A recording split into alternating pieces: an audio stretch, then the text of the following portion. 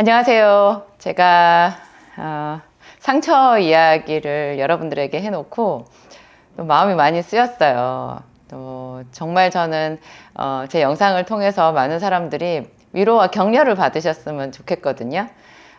근데 또 상처 이야기를 자칫 잘못 받아들이게 되면 오히려 역효과가 날 수 있어서 제가 혹시 그러지는 않았나 좀 많이 걱정이 되었는데 여러분 어떠세요? 오늘 시간이 그런 여러분들의 마음에 좀 많이 위로가 될 거라고 제가 생각하고, 그래서 서둘러서 지금 치유기도 두 번째 시간, 오늘 제가 성경 안에 실제로 이런 마음의 깊은 상처를 치유받은 너무 좋은 예가 나온다고 말씀드렸죠. 그 이야기를 오늘 해보려고요. 그것이 바로 여러분들 너무나 많이 듣고 잘 아는 창세기에 나오는 그 야곱의 아들 요셉의 이야기예요. 요셉의 이야기를 그냥 우리가 깊이 묵상하지 않고 들으면 너무나 큰 배신을 당하고 외국에 버려진 그런 사람이었는데 믿음으로 승리해서 국무총리가 된 사람, 성공한 사람, 그리고 조금 더 묵상을 한다고 하면 용서한 사람, 이 정도로만 이해할 수 있는데요. 이것이 묵상거리가 아주 무궁무진해요. 오늘 제가 좀 그 부분을 말씀드리려고 하는데요. 이제 요셉은 정말 상상할 수도 없는 그 버림을 받은 거잖아요. 자기가 원해서 아버지의 사랑을 독차지한 것도 아니었는데, 아버지가 이제 사랑한 여자는 오직 요셉의 엄마였던 라헬이라는 여자 한 사람이었는데요.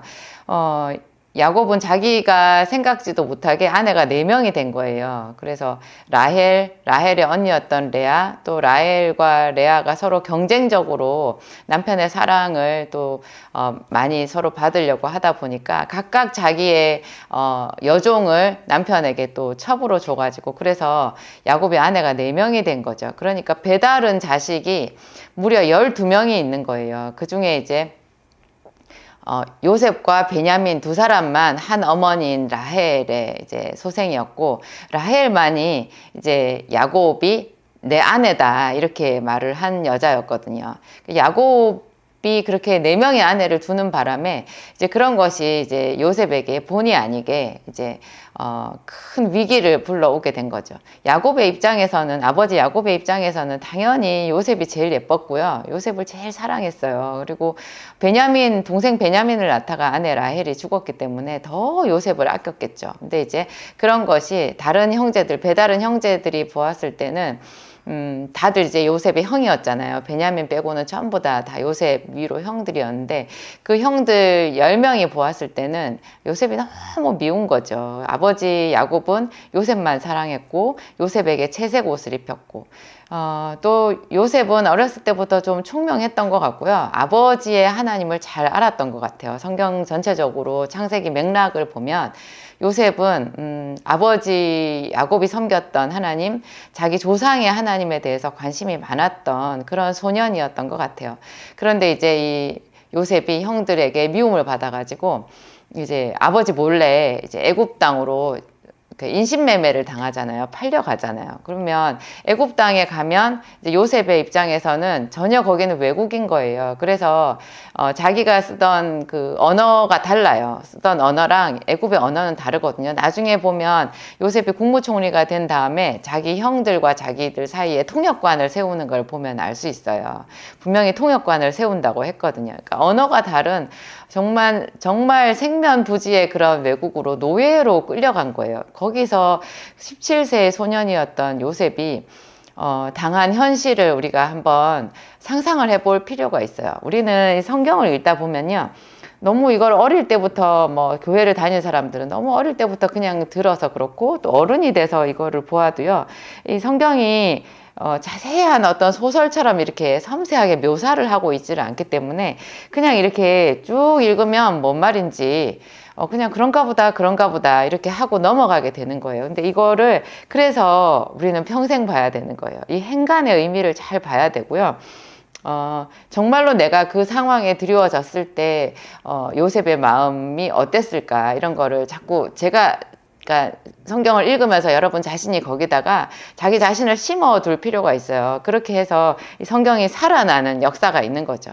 그래서 지금 내가 겪는 고난보다도 비할 수 없이 요셉이 큰 고난을 겪었고, 이 요셉의 고난이 그 요셉의 인생에 드리워졌던 여러 가지 어두움들이 어떻게 변해가는가를 잘 봐야지, 지금 내가 겪는 고통이 어려움 속에 하나님께서 어떻게 일해 가시는가를 내가 파악을 할 수가 있어요. 왜냐하면 하나님이 뭐하러 요셉의 이야기나 야곱의 이야기를 이 속에 기록을 해 놓았겠어요. 우리더러 나도 너에게 이 이상으로 이들에게 준 그 이상의 은혜를 베풀어 주겠다 하는 그런 하나님의 사인인 거거든요. 예수 그리스도는 어제나 오늘이나 영원토록 동일하시니까. 근데 요셉이 상처를 받은 거 거의, 그러니까 형들이 자기를 사실 처음부터 팔려고 한 것도 아니었고 처음엔 죽이려고 했는데 제일 큰 형이었던 르우벤이 죽이지 못하게 가로막아 가지고 결국 구덩이에 던져 넣고 그 다음에 팔렸거든요. 근데 그 팔릴 때 정황도 보면요, 형들이 밥을 먹고 있어요. 그러니까 요셉의 입장에서 그 장면 잊을 수 없는 장면 아니겠어요? 형들이 자기를 구덩이에 집어넣었어요. 그전에는 죽이려고 했어요. 그 다음에 구덩이에 집어 던진 다음에 그 구덩이에서 요셉이 가만히 있었겠어요? 얼마나 소리를 질렀을 거 아니에요. 형들 내가 잘못했어. 형들 나한테 왜 이래. 나를 풀어줘. 형들 나한테 이렇게 하면 안 돼. 막 울부짖었을 거거든요. 그런데 그거 깡무시하고 자기들끼리 밥을 먹다가 그 부르짖는 어린 동생을 그 이스마엘 상인들한테, 미디안 상인들한테 팔아버린 거잖아요. 끌려가면서도 요셉은 몸부림쳤을 거예요. 그 상황이 요셉에게 얼마나 깊이, 17세의 소년이었던 요셉의 마음속에 깊이 박혔겠어요. 돌아가서 이제 끌려가가지고 애굽 땅에서 종살이를 하면서 매일매일 악몽에 시달렸을 것 같아요. 제 생각에는. 그리고 원망하려면 끝도 없는 거 아니겠어요? 하나님도 원망했을 것 같아요. 요셉이 나한테 그렇게 꿈을 주시더니 나를 이렇게 애굽 땅에 팔리게 하시면 그거 하나님 그 꿈은 다 무슨 소용이냐고 이렇게 하기 좋고요. 또 자기 아버지 야곱도 아버지는 왜 아내를 그렇게 여러 명을 둬가지고 나를 이지영이 되게 하셨는가, 왜 나를 찾지도 못하는가, 아버지 그렇게 무능한가, 뭐 이런 생각을 하기도 좋고, 형들에 대해서는 말할 것도 없고요.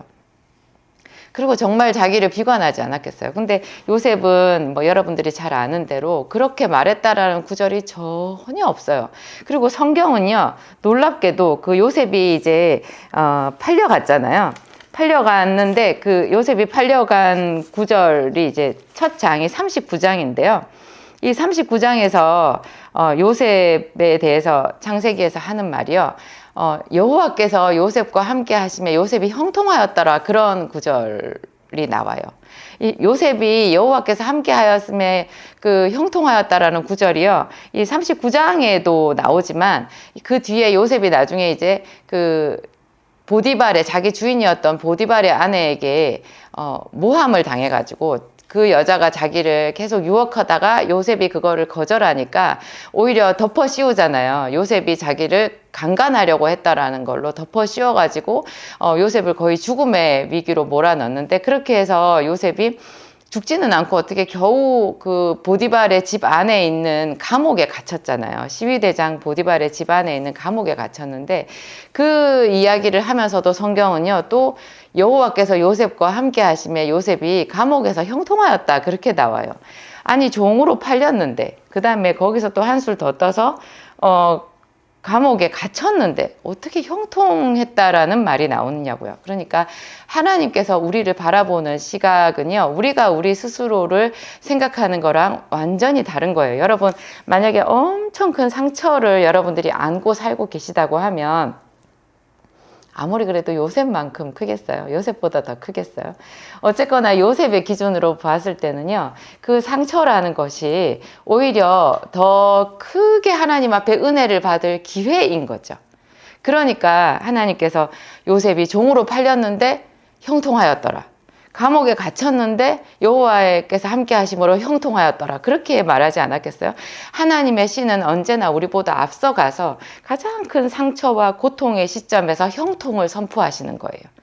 그러니까 그렇죠. 더 죄가 큰 곳에, 죄가 더 깊은 곳에 하나님의 은혜가 더 컸더라, 그런 구절이 나오는 거예요. 로마서에 그런 말씀이 나오거든요. 죄가 더한 곳에 하나님의 은혜가 더 있나니. 그러면 다시 말하면 상처가 더 큰 곳에 하나님의 더 큰 은혜가 있나니 이렇게 되는 거예요. 모든 좋은 것은 하나님께로부터 오는 거예요. 그래서 소경이었던 거지 있잖아요. 소경 거지. 뭐 바디메오라는 소경 거지도 있지만 요한복음에도 보면 요한복음 9장에 나오나요? 그 실로암 못가에 가서 씻었던 그 소경 거지 얘기 나오잖아요. 그때 그 소경 거지도 그런 거예요. 예수님께서 말씀하시기를 그가 죄를 지은 것도 아니요 그 부모가 죄를 지은 것도 아니라 그에게서 하나님이 하시는 일을 나타내고자 함이라. 저 사람이 소경이 된 건, 날 때부터 소경이 된 거는 저 사람이 죄를 지어서 그래요. 그 부모가 죄를 지어서 그래요. 이렇게 제자들이 물어봤었거든요. 예수님께. 그랬더니 예수님께서 그 사람의 죄도 아니다. 부모의 죄도 아니다. 그에게서 하나님이 하시는 일을 나타내고자 함이라. 이렇게 말씀하시면서 그 소경의 눈을 뜨게 해줬어요. 이것이 하나님이 우리에게 해주시는 방법인 거예요. 상처가 깊은 사람, 병이 깊은 사람, 그 사람에게서 하나님이 하시는 일이 나타나는 거예요. 어떻게 나타나느냐? 그 사람이 요셉처럼 하면 되는 거예요. 우리가 뭐 요셉처럼 이렇게 완벽하게는 못해도요. 그냥 우리 있는 자리에서 은혜를 입으면 되는 거예요. 일은 하나님이 하시는 거죠. 하나님이 하시는 거죠. 그래서 제가 요 앞번 시간에 제일 중요한 것은 네가 낫고자 하느냐? 그렇게 하나님께서 질문하셨을 때 하나님 정말 저는 낫고 싶어요. 제가 낫겠어요. 하나님 저를 도와주세요. 이렇게 말하는 거예요. 하나님께서 성경을 통해서 이미 우리에게 물어보고 계시는 거잖아요. 내가 너를 구원하여 주랴? 네가 구원받기를 원하느냐? 그래요. 하나님 제가 원해요. 저는 다른 사람 원망하는데 주저앉아 있지 않겠어요. 하나님 제가 이렇게 깊은 상처 받은 거 누구도 아무도 몰라줘도 돼요. 하나님 저를 아시잖아요. 제가 이 상처 받은 이 자리에서 하나님을 원해요. 하나님 저를 구원해 주세요. 이러면 끝나는 거예요. 끝나는 거예요. 요셉의 이야기를 잘 보면요. 그리고 요셉의 이야기 안에서 우리가 알 수 있는 거예요. 은혜는 그냥 내가 받아들이는 그 순간에 이미 시작이 된 건데요. 그게 완성되는 것은 시간이 많이 걸려요. 많이 걸려요. 어떤 사람은요, 자기가 뭐 용서를 해야 된다고 하면 지금 이 순간부터 깨끗하게 그냥 모든 것에 대해서 자유로워지는 그런 용서를 생각하시던데요. 그게 아니에요. 내가 용서하겠다, 용서한다라고 선포한 것이 시작이에요. 그렇게 하면 계속해서 하나님의 은혜가 오늘 부어지고 내일 부어지고 또 그 과정에 또 자기가 또 옛날 상처가 올라오면 힘들겠죠. 그러면 그 힘든 거를 또 하나님 앞에 올려드리고 또 선포하는 거예요. 내가 용서했다고. 나는 하나님의 더 큰 은혜를 받는다고. 이것이 매일매일 수도 없이 반복되면서 하나님의 은혜가 완전히 강물처럼 나를 덮어버리는 거예요. 그런 이야기가요. 이 요셉이 나중에 이제 국무총리가 되고 난 뒤에 결혼을 하잖아요. 바로가 이제 요셉에게 아내를 주어서 결혼을 하게 되는데 그 결혼을 해서 두 아들을 얻거든요. 그 아들의 이름을 짓는 데서 이 요셉이 얼마나 그 형들에 대한 그 고통과 상처로 고통을 받았는지 그 아픔이 많았는지 그 요셉이 그 속으로 탄식한 것이 컸는지 그것을 우리가 엿볼 수 있어요. 요셉이 우리와 똑같은 성정의 사람이었던 거예요. 그냥 기계적으로 용서할 수 있었던 그런 사람이 아닌 거예요. 우리랑 똑같은 사람이었던 거죠. 요셉이 큰아들의 이름을 므낫세라고 지어요. 근데 애굽의 국무총리가 되었으니까 정말 큰 영광을 입은 거잖아요. 그리고 먹는 거, 입는 거, 자는 거, 뭐 모든 자기의 이 신분이 종에서부터 갑자기 국무총리가 되었으니까요. 바로 왕 바로 밑에 그 애굽 대제국의 그 2인자가 되었으니까 얼마나 큰 신분 상승이었겠어요. 이게 눈 뜰 때마다 믿어지질 않았을 텐데요. 그런 가운데서도 요셉은 열심히 일했거든요. 국무총리로서 일했는데 거기서 아들을 낳으니까 그 처음 아들의 이름을 므낫세라고 한 거예요. 므낫세라고 하면서 내가 내 아버지 집에서 있었던 모든 고통을 잊어버리게 하셨다. 그렇게 얘기했거든요. 무슨 뜻이겠어요? 그때까지도 요셉이 못 잊고 있었던 거예요. 잊으려고 노력했을 뿐이지 잊지를 못했는데 그때 자기에게 하나님이 그렇게 자기 인생에 복을 주시고 자기를 위로해 주시고 자기 곁에 하나님이 계시다라는 것을 그전에도 인정은 할 수 있었지만 이제는 정말 모든 사람들이 다 봤을 때 자기가 하나님께 큰 은혜를 입은 자잖아요. 이런 거를 통해서 자기가 선포하는 거예요. 다시 한 번 더 잊어버리게 하시는구나. 하나님이 나의 모든 고통을 잊어버리게 하시는구나. 이것도 치유의 계속인 거죠. 그 다음에 둘째 아들을 낳았을 때 에브라임이라고 지으면서 내가 수고로이 일한 땅에서 나를 창대케 하셨다. 그래서 에브라임은 창대케 한다는 창대함이라는 그런 뜻이 있거든요. 이런 것에서 우리가 하나님과 요셉 사이에 그 깊이 오고 가는 그 영적인 대화 같은 것을 우리가 알 수 있는 거예요. 그래서 내게 있는 지금의 고통을 참고 계속해서 하나님께 더 큰 은혜를 바라면서 갈 수 있는 거죠. 또 요셉이 어떻게 이렇게 깊은 하나님의 은혜를 받게 되었나, 그의 생활 태도를 한번 돌아볼 필요가 있는데요. 요셉이 제일 억울했을 때가 이제 형들에게 팔렸을 때고, 그에 못지않게 억울했을 때가 감옥에 갇혔을 때였을 거예요. 자기가 전혀 악을 행하지 않았는데 죄를 뒤집어 쓰고 죽음의 고비를 넘겨서 감옥에 갇혔잖아요. 그랬을 때 얼마나 요셉이 기가 막혔겠어요. 그러면 또 하나님을 원망하고 정말 낙심할 수밖에 없는 그런 상태였는데요. 요셉이 그곳에서 다른 죄수들을 돌본 거예요.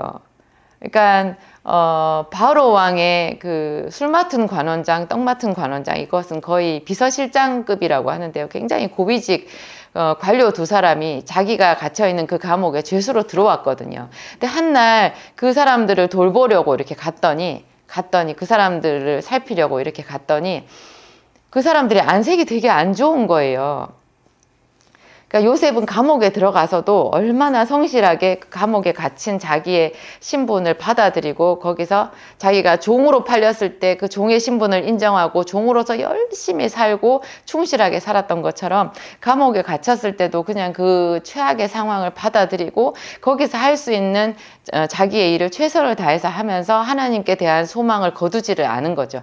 그러니까 간수장이 자기를 알아보고 그 감옥의 모든 재반 사무를 맡겼다고 했잖아요. 근데 그 일도 얼마나 자발적으로 성실하게 충실하게 행했던지 그 속에 gat혀있는 그 죄수였던 그 바로 왕의 두 관료들, 전직 관료들의 얼굴을 살피고 그 사람들에게 안부를 물은 거예요. 그들의 얼굴이 왜 편치 않느냐 이렇게 물어볼 수 있었던 거죠. 여러분, 자기의 상처를 정말 낫고 싶은 사람은요, 다른 사람을 도와주는 사람이에요.